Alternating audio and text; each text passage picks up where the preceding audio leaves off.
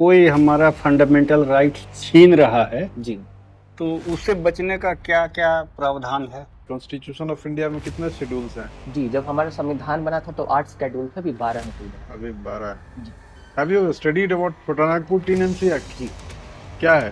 Tell me. जी। जो CNT act है वह 1908 में आया था।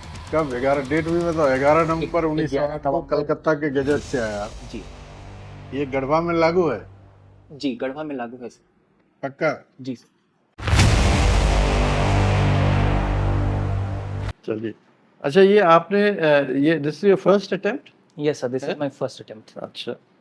एंड अच्छा, you just finished, you just completed your PhD, your PhD is finished? No sir. You still Yes sir, actually I have enrolled in PhD this year itself. you enrolled in that? Okay. Exactly sir, I'm Nice. pursuing right now. Okay, very good. चलिए, पूछिए sir. Mr. Mishra, Yes sir. you have done MA in Political Science from Delhi University. Yes sir. कौन सा college था? जी sir, Shivaji college था sir. Shivaji college. जी sir. I am MA in Political Science from Kirodimal College जी जी in sir. the year 1980. जी जी सर। ठीक है। How many political thinkers have you gone through? So I have studied a lot of political thinkers, starting from Plato to Karl Marx. In between, I really liked the thoughts of Machiavelli, John Locke, the social contractualist thinker. Hobbes is there, Locke is there, Rousseau is there, Montesquieu is there, Thomas Paine is there. What I is- have studied a lot. Just listen to me. Yeah. What is Montesquieu's separation of powers? जी, Montesquieu अपने separation of power का concept spirit of law नाम के book में देता है। Montesquieu बताता है कि जो ऑर्गन्स ऑफ गवर्नमेंट है, जो लेजिस्लेचर है, एग्जीक्यूटिव और जुडिशरी है, उनको अपना काम जो है वो करना चाहिए सेपरेटली। जैसे जो लेजिस्लेचर है वो सिर्फ कानून बनाए और जो एग्जीक्यूटिव है वो कानून को इम्प्लीमेंट करे और जो जुडिशरी है वो एडजुडिकेट करने का काम करे। Have you read Hegel? Ji What was central difference between Hegel's ideas and Marx's ideas? जी क्या दोनों में क्या डिफरेंस था? जी जी। जो GWF हीगल होते हैं वह आइडियाज़ को महत्व देते हैं। कहते हैं कि ideas are the universe, ideas are the essence of universe, and whatever the matter around us we can see that is nothing but the reflection of the ideas. On the other hand the Karl Marx focused on matter. तो Karl Marx ने dialectical materialism की theory दी थी जहाँ वह matter को जो है केंद्र में रखते हैं। कार्ल मार्क्स का मानना था कि जितनी भी चीज़ें हमारे आसपास दिखाई देती हैं वह मैटर की reflections. Do you agree with the views of Karl Marx? Sir मैं दोनों के व्यूज से एग्री करता हूँ। हीगल और कार्ल मार्क्स दोनों के जो व्यूज हैं वह कोई तो एक ही व्यू ना, एक ही स्कूल में पढ़ोगे। जी जी, मैं कार्ल मार्क्स के भी व्यू से मैं सहमत हूँ सर। ठीक है। तो ये बताओ, जी what is judicial review? Sir, judicial review हमारे कॉन्स्टिट्यूशन के आर्टिकल 13 से एक्सप्लिसिटली हमें देखने को मिलता है। अगर कोई भी एग्जीक्यूटिव ऑर्डर पास होते हैं, अगर कोई लॉज बनाए जाते हैं जो कि स्टेट लेजिस्लेचर जो है द्वारा बनाए जाए या पार्लियामेंट के द्वारा बनाया जाए, तो अगर किसी को लगता है कि वह कॉन्स्टिट्यूशन के कॉन्टरमिनस नहीं है तो वह व्यक्ति जो है वो हाई कोर्ट या सुप्रीम कोर्ट में जो है पिटीशन डाल सकता है। और अगर सुप्रीम कोर्ट या हाई कोर्ट को ऐसा लगता है कि ये कानून जो है वो कॉन्स्टिट्यूशन के हिसाब से नहीं बने तो उनको अनकॉन्स्टिट्यूशनल डिक्लेयर किया जा सकता है। What is fifth schedule of the constitution of India? जी, फिफ्थ शेड्यूल जो भारतीय संविधान का है वह शेड्यूल एरिया से डील करता है। हमारा झारखंड भी फिफ्थ शेड्यूल में आता है। झारखंड आता है? जी सिक्स शेड्यूल में कौन सा स्टेट्स है? जी, सिक्स शेड्यूल्स है वो आपका ट्राइबल एरिया से डील करता है, जो कि नॉर्थ ईस्ट के ट्राइबल जो स्टेट्स हैं उसमें असम है, त्रिपुरा है और मिजोरम और मेघालय है। यहाँ झारखंड में ट्राइबल एडवाइजरी कमेटी है, जी वहाँ ऑटोनोमस डिस्ट्रिक्ट्स है। जी ठीक है, very good. Have you studied about Chotanagpur TNC act? जी क्या है? Tell me. जी। जो CNT एक्ट है वह 1908 में आया था। कब? 11 डेट भी बताओ। 11 नवंबर 1908 को नवंबर। कलकत्ता के गजट से आया। जी ये गढ़वा में लागू है? जी, गढ़वा में लागू है सर। पक्का? जी सर। पलामू कमिश्नरी में कितने जिले हैं? जी, पलामू कमिश्नरी में कुल मिलाकर 3 जिले आते हैं। कौन कौन से? पलामू, गढ़वा और लातेहार, ये 3 जिले आते हैं सर। चतरा किस कमिश्नरी के अधीन है? जी, ये नॉर्थ छोटानागपुर कमिश्नरी के अधीन है। उसका मुख्यालय कहाँ है? नॉर्थ छोटानागपुर का? इसका मुख्यालय हजारीबाग है सर। साउथ छोटानागपुर का मुख्यालय? इसका रांची मुख्यालय है सर। कितने जिले हैं साउथ छोटा नागपुर में? जिसमें कुल मिला के 5 जिले आते हैं। कौन कौन से हैं? इसमें रांची, खूंटी, सिमडेगा, गुमला और लोहरदगा आता है sir. Very nice. LARR act के बारे में जानते हो? लार एक्ट, जी what is this LARR act? जी, ये 2013 में लाया गया था केंद्र सरकार के द्वारा। ये केंद्र सरकार की कौन सी विभाग जिम्मेवार है लार एक्ट लाने के लिए? Sir, if I am allowed to make a guess, I can make a guess sir, I don't have the idea. Central government की कौन सी विभाग रिस्पॉन्सिबल है लार एक्ट को लाने के लिए? सर, मुझे इसकी पूरी तरह से जानकारी नहीं। मिनिस्ट्री ऑफ रूरल डेवलपमेंट है, land resources department, director of land records nodal agency है। जी क्योंकि वहाँ लोग बता देता है कि लैंड रेवेन्यू, जी केंद्र सरकार में लैंड रेवेन्यू तो है नहीं, लैंड स्टेट का सब्जेक्ट जी है। जी इसलिए आप पॉलिटिकल साइंस के हो जी तो ये अच्छी तरह जान लो। जी ये डेमोक्रेसी एंड रिपब्लिक में क्या डिफरेंस है? सर, इंग्लैंड भी डेमोक्रेसी है, इंडिया भी डेमोक्रेसी है, फिर दोनों में डेमोक्रेसी और रिपब्लिक में क्या डिफरेंस है? जी, जैसा कि रूसो ने डेमोक्रेसी को डिफाइन किया था, रूसो ने किया था। उनका रूसो का तो क्या था, सोशल कॉन्ट्रैक्ट थ्योरी था, जी ऑफ रूसो। वो तो दूसरा स्कूल ऑफ थॉट पर तुम चले गए हो। जी सर अब्राहम लिंकन का था, जी क्या था? सर, जो जो सरकार है, for the people, of the people, for the people, by the people. और रिपब्लिक का क्या अर्थ होता है? सर, जहाँ जो हेड ऑफ स्टेट होते हैं वह सर इलेक्टेड होते हैं जनता के द्वारा, ना कि वह हेरिडिटरी होते हैं। जनता के द्वारा तो नहीं होते हैं, हेड ऑफ द स्टेट जनता के द्वारा नहीं चुना है, मेंबर्स ऑफ पार्लियामेंट उनको चुनते हैं। जी सर, इनडायरेक्टली सर जनता के द्वारा चुने जाते हैं। इनडायरेक्टली नहीं, डायरेक्टली अथोस्ट जी वो नहीं है, वो हम भाग लेते हैं।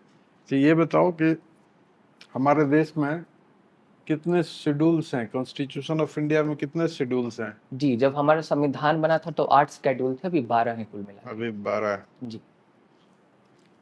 पॉलिटिकल एंटी डिफेक्शन जी। किस शेड्यूल में? ये सर 10वीं अनुसूची में है सर, 10th शेड्यूल में है sir. 10th schedule. 9th schedule में क्या है? सर 9th शेड्यूल जो है फर्स्ट कॉन्स्टिट्यूशनल अमेंडमेंट एक्ट से लाया गया था, इसमें लैंड रिफॉर्म्स को रखा गया है। और इसमें अगर किसी और कानून को डाल दिया जाता है केशवानंद भारती केस के पहले, तो उस पे सर जो जुडिशियल रिव्यू है उसका प्रावधान नहीं है। ठीक है, वेरी गुड। लार एक्ट के बारे में बता सकते हो? जी सर। क्या क्या जी है? सर, ये sir fair compensation, land compensation देने के लिए लाया गया। Right to fair compensation, transparency in land acquisition. इसमें 4 शेड्यूल हैं, क्या है? लार एक्ट में 4 शेड्यूल्स हैं, क्या है वो बताइए? सॉरी सर, इसकी जानकारी नहीं। फर्स्ट में कॉस्ट ऑफ द लैंड है, सेकंड में आरएनआर है, थर्ड में इंफ्रास्ट्रक्चर एंड डेवलपमेंट है, 13 में अदर एक्ट्स है, जैसे coal bearing act, railway act, national monuments act, other acts. इसको थोड़ा देख लेना, सीएनटी, एसपीटी, लार एक्ट। जी कोई डिस्प्लेसमेंट समस्या जहाँ इंडस्ट्रीज हैं वहाँ रहती है। जी सर। रजिस्ट्रेशन एक्ट जानते हो? सर रजिस्ट्रेशन एक्ट सर जो भूमि रजिस्ट्रेशन से हाँ। रिलेटेड होता है, कितने कब बना? सर इसकी जानकारी नहीं। 1908 ईस्वी में बना। सीएनटी भी 1908 ईस्वी में बना। जी, ठीक है, thank you very much. Thank you so much. Abhishek, yes yes आपने political science में did your masters and you're doing your PhD, yes ma'am, right? Yes ma'am. So, in political science, you know, the trends in 2025 are likely to focus on the impact of artificial intelligence on governance, yes ma'am. the impact of cyber security, election security. So, how do you see this future in political science? Yes ma'am. Actually मैं ऐसा feel करता हूँ कि अभी अगर आप देखेंगे तो पॉलिटिकल साइंस जो है वो आर्टिफिशियल इंटेलिजेंस में जो पॉलिसी मेकिंग है उसमें एक बहुत बड़ा रोल निभा सकता है। क्योंकि मेरा ऐसा मानना है कि जो मानवता है, जो जो आपका ह्यूमैनिटी है, वो किसी भी सोशल सिस्टम के कोर में होती है। तो अगर हमें एआई पर कुछ लॉज बनाने होंगे या फिर एआई का डेवलपमेंट करना होगा, तो ये जो हम लोगों का सोशल सिस्टम के जो कोर में ह्यूमैनिटी है, इसको लेकर जो एक पॉलिटिकल साइंटिस्ट है बेटर तरीके से लॉज को गाइड कर सकता है। And on cyber security, yes ma'am, अभी साइबर सिक्योरिटी में भी जो केंद्र सरकार है वो क्वांटम कंप्यूटर्स जो है उनके लिए बना रही है। साथ ही साथ अभी केंद्र सरकार ने कुछ और स्कीम्स को जो है साइबर सिक्योरिटी के लिए लॉन्च किया है। और as a political science student जो लॉज के जो एप्लीकेबिलिटी, जो आपका एप्लीकेशन है उसमें मुझे लगता है कि मैं योगदान दे पाऊंगा मैम। पिछले 20 साल में जी दुनिया में जी कुछ नए कंट्रीज आए, जी। आप बता सकते हैं कौन कौन? पिछले 20 साल में 20 साल, not long ago, now, some new countries. Ma'am अभी तो बालूचिस्तान का एक मुद्दा जो है मुझे बन गए, it's a proper country now. Yes, ma'am. I can recall right now. The South Sudan is one of them. In 2011, it got the recognition from United Nations as well in 2011. So South Sudan is one of them. For You Democrat, broke away from Sudan. Yes, So now you have two countries. yeah, North Sudan and South Okay, Sudan. another one? And another one, I'm not able to recall, ma'am, right now. Southeast Asia? Southeast Indonesia? Asia, capital is Delhi, I believe. Delhi, Yeah, but I'm unable to East recall. Timor. Yes, ma'am. East Timor is the country. Okay, and then when you look at Central Europe, remember Yugoslavia? Yes, ma'am. And then Yes, ma'am. Czech Republic is there, that and before and Serbia. Serbia. Okay, good. That is you understood. Okay, did Mahatma Gandhi ever get a Nobel Prize? No, ma'am. He was, Why? ma'am. I don't have the information about that, but he was nominated for the Nobel Prize. But he, Several times. yes, yeah. ma'am. But why did he fail to get it? Ma'am, I do not have idea about this. Okay. Can you name some women Bharat Ratna awardees? Women in India. Ma'am, Indira Gandhi. If I'm not wrong, I think Sarojini Naidu ji also.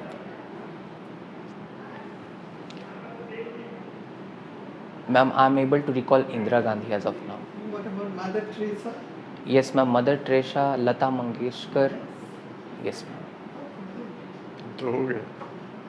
Can you tell me the services sector of India, how it's faring Yes, ma'am. Service sector right now. in the composition of our foreign trade?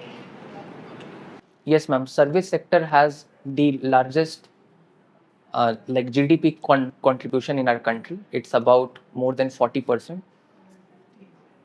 Yes, yes, ma'am. And our software industry is the leading exporter in foreign trade. If you talk about the service sectors, also the pharmaceuticals, also the medical services. We are very Medicines, pharmaceuticals will come in. Yes, goods secondary and services. goods, yeah. yes, ma'am. What are the sectors major? Major sector is software. I am able to recall right now. Tourism. Yes, ma'am. Tourism is there. Medicine is there, like medical Logistics. services, logistics. All right, thank you. Thank you so much, ma'am. अच्छा ये बताइए fundamental rights क्या है? जी, fundamental rights ऐसे जो अधिकार हैं जो हमारे संविधान के पार्ट 3 से जो आर्टिकल 12 से लेकर 35 तक लिखे गए हैं, जो हमारा संविधान हमें देता है, उसे फंडामेंटल राइट्स कहते हैं। ठीक है. कोई हमारा फंडामेंटल राइट्स छीन रहा है जी तो उससे बचने का क्या क्या प्रावधान है? जी, जो हमारा सुप्रीम कोर्ट है उसको गारंटर ऑफ फंडामेंटल राइट्स कहते हैं।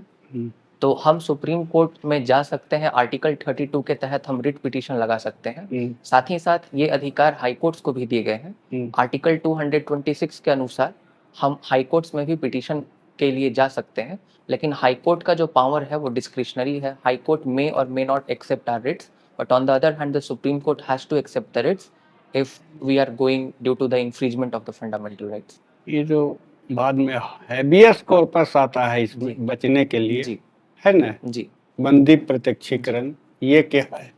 जी सर, जो हमारे जो क्रिमिनल प्रोसीजर लॉ है जिसको भी चेंज भी किया गया है, उसके तहत 24 घंटे से अधिक जो है हमें पुलिस अपनी कस्टडी में नहीं रख सकती। उसके बाद हमें जो है एक मजिस्ट्रेट के सामने पेश करना होता है, न्यायिक मजिस्ट्रेट के सामने। तो अगर पुलिस ऐसा करने में फेल हो जाती है तो हम हेबियस कॉर्पस के रिट को लगा सकते हैं और इस पर कोर्ट्स एक्शन ले सकते हैं। ये अधिकार हाई कोर्ट और सुप्रीम कोर्ट को। किस अधिकार के तहत आपने इसको बंदी बनाया? जी यही है ना? जी और इसके बाद क्यू वारंटो क्या है? जी, quo warranto by what authority, इसका जो शाब्दिक मतलब होता है वह होता है बाय व्हाट अथॉरिटी। अगर कोई व्यक्ति बिना किसी अथॉरिटी के किसी भी चेयर पर विद्यमान है तो उसके तहत हम रिट लगा सकते हैं सुप्रीम कोर्ट या हाई कोर्ट में, और सुप्रीम कोर्ट और हाई कोर्ट पूछ सकते हैं उस व्यक्ति से कि आप किस अथॉरिटी से किसी पोस्ट पर विद्यमान हैं। और मंडमस, जो मेंडामस है इसका शाब्दिक अर्थ वी कमांड होता है।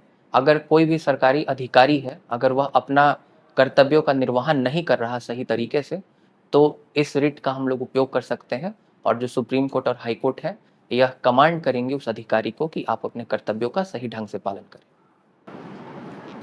ये आपने डाल्टनगंज का जी मेदिनी राय कौन था?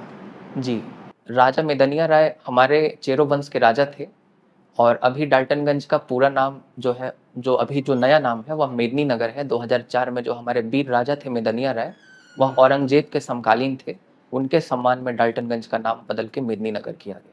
मेदिनी राय का किला है तो है डाल्टनगंज में ही, जी है ना? जी सर। वो किला का है कि दीवार है, जी वो कितना दूरी तक है? सर इसकी गए जानकारी, होगे, घूमे भी होगे। जी सर मैं किला गया हूँ सर, पर सर इसकी जानकारी, ध्वंस मेदिनी राय के बारे में क्यों कहा जाता है कि वो घर घर में गाय दे दिया थे? सुने हो ना, कोई ऐसा परिवार नहीं रहा हो जहां वो नहीं दिया। क्यों जी। किया वो ऐसा? जी क्योंकि सर जिस समय मेदिनी राय जो राजा थे चेरो वंश के, उस समय जो हमारा मेन इकोनॉमी था वह पशुपालन और एग्रीकल्चर से चलता था। तो मैं ऐसा अनुमान लगा पा रहा हूँ कि जो चेरो वंश है उसका इकोनॉमी बेटर फ्लरिश करे, इस कारण से उन्होंने ऐसा किया होगा।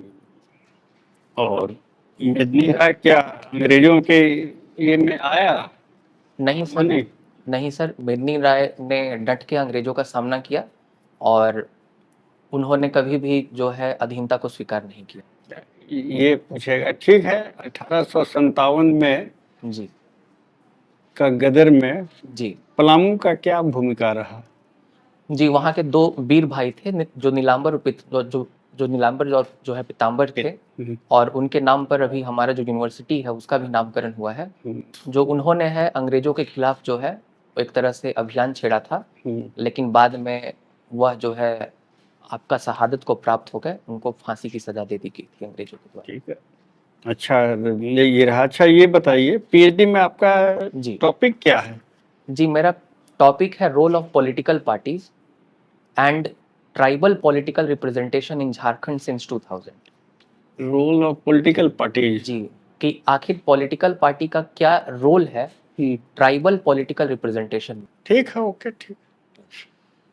Mr. Abhishek, yes you know, the government had taken certain steps, central government, to augment our position on the LAC, line of actual control, vis-a-vis China. तो उसमें this was in 2023. So in there, they had also announced a program called Vibrant Villages Program. Can you tell me something about this? What is this Vibrant Villages Program? I'll give you a hint. Basically, it was to prevent people from leaving those border villages and coming down. Yes sir, जैसा कि मैं अनुमान लगा पा रहा हूँ, जो अरुणाचल प्रदेश का जो इलाका है वहाँ जो चाइना है उन स्थानों का नाम बदलता रहता है, and China is always claiming that it's there. अभी भी बदला उन्होंने। Yes yes yes. So just to intact, तो इसको चाइना को जो है रिटेलिएट करने के लिए जो भारत सरकार ने कहा कि वहाँ के जो आम जनता है, जो विलेजर्स हैं, वह अगर वहीं रहेंगे और नीचे नहीं आएंगे तो जो चाइना का मनोबल है कुछ हद तक कम होगा, जैसा मैं सोच पा रहा हूँ। नहीं, बिल्कुल ठीक है, बिल्कुल ठीक है। देयरफॉर वो ये है कि डेवलपमेंट जो है बॉर्डर रोड्स बनाएंगे to the villages, provide them with basic facilities so that the people don't start leaving those areas. जी Plus, of course, they also एक टनल बनाई है हमने, और additional troops of the ITBP were being posted there. And in fact, they had allocated about 4,800 crores for this. अच्छा, आपसे एक legal चीज पूछना चाहता हूँ। जी ये वन इलेक्शन वन गवर्नमेंट वाला जो इशू है, the government is keen that this should be implemented. Many of the state governments जो है वो ये कह रही हैं कि साहब ये अनकॉन्स्टिट्यूशनल है, because this is an erosion of the powers of the states and we are a federal structure. आपका क्या व्यू है इसमें? Is it a violation of the constitution? Sir अभी तो रामनाथ कोविंद कमेटी बनाई गई है, वन इलेक्शन वन, जो वन नेशन वन रिपोर्ट भी दे दी उन्होंने, बिल पार्लियामेंट जी। में भी आ गया है जी। ना. But what is your view? Because since you have studied जी political science, सर, इसमें काफ़ी सारे चैलेंजेस तो ज़रूर आएंगे, क्योंकि अगर हम जो हमारा फेडरल स्ट्रक्चर है, अगर वहाँ पे जैसे में केंद्र सरकार में अगर सरकारें गिर जाती हैं, तो क्या फिर राज्य के भी चुनाव जो हैं, सबके सब राज्यों के चुनाव, क्योंकि sir one election one nation ये मुझे लगता है कि पहले भी हुआ करता था भारत में। 1952 से अगर आप इलेक्शंस को देखेंगे तो 60s में चलता है. 1967 तक इसी तरह से हुए हैं। लेकिन एक फेडरल कंट्री में जहाँ पार्लियामेंट्री फॉर्म ऑफ गवर्नमेंट है, जहाँ की आपका जो स्टेबिलिटी होती है पार्लियामेंट्री फॉर्म ऑफ गवर्नमेंट की, वो थोड़ी सी नाजुक होती है as compare to presidential form of government. तो यहाँ पे प्रैक्टिकली लागू करना थोड़ा Issues हैं. मुश्किल There मुझे will be issues समझना है। which have to be and as you very rightly said कि अगर सेंट्रल गवर्नमेंट में प्रॉब्लम आ जाती है then what happens? जी अच्छा, now let's come to the appointment of the Supreme Court judges. Ji Article 124 बड़ा clearly कहता है कि president shall appoint a member to the Supreme Court. जी He may consult some of the judges or and or the Chief Justice. जी That is all. And for so many years, it was the government through the president which was appointing Supreme Court judges. Now, all of a sudden, we find that over a number of years, this entire thing has changed, completely changed, isn't it? And now we have a collegium system. Yes Now the Supreme Court has even mandated that we will decide who will be the next Chief Justice. ये कैसे हुआ? What was the very briefly? How did this happen? Sir, this happened bye 3 जजेस case. 3 जजेस case हुए। सबसे Okay. पहले SP Gupta case हुआ 1981 में। इसमें जो आपने बोला कि जो प्रेसिडेंट को ओपिनियन देंगे चीफ जस्टिस ऑफ इंडिया, उसी स्टैंड को जो है रखा गया। फिर सेकंड जज केस हुआ। मतलब कहा कि that is only consultation, जी। not mandatory. जी, दैट इज नॉट मैंडेटरी। ठीक है. जो दूसरा जज केस हुआ, इसमें कोलिजियम सिस्टम सबसे पहली बार आया, लेकिन इसमें कहा गया कि चीफ जस्टिस जो है, जो 2 सीनियर मोस्ट जजेस हैं, उससे कंसल्ट करके प्रेसिडेंट को जो है वो रिकमेंडेशन देंगे and that would be binding on the जो है president of India. So they've changed that, completely changed it. Yes. ठीक है. फिर उसके बाद तीसरा जज केस आया। इसमें जो हमारे प्रेसिडेंट है उनके पास पावर होता है आर्टिकल 143 के तहत कि वो जो है सुप्रीम कोर्ट से एडवाइजरी जुरिडिक्शन ले सकते हैं। तो उसके तहत सर जो थर्ड जज केस था 1998 में, if I am able to recall, तो यहाँ पे जो है बेहतर तरीके से कोलिजियम और एक्सपैंड किया गया, इंक्लूसिव बनाया गया। इसमें 1+4 को बात किया गया कि chief justice will consult with 4 senior most जजेस of supreme court. So what is the status now?